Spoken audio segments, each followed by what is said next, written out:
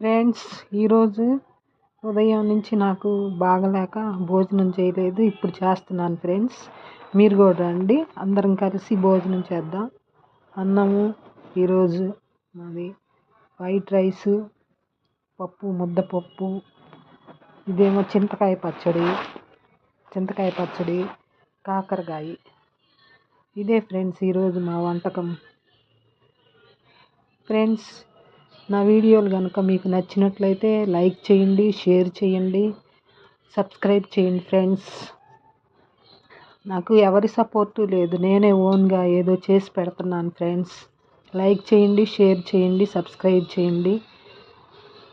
నా షార్ట్స్ని సబ్స్క్రైబ్ చేసి లైక్ చేసిన వాళ్ళందరికీ కూడా నా హృదయపూర్వక ధన్యవాదాలు ఫ్రెండ్స్. బాయ్ ఫ్రెండ్స్, ఉంటాను ఫ్రెండ్స్.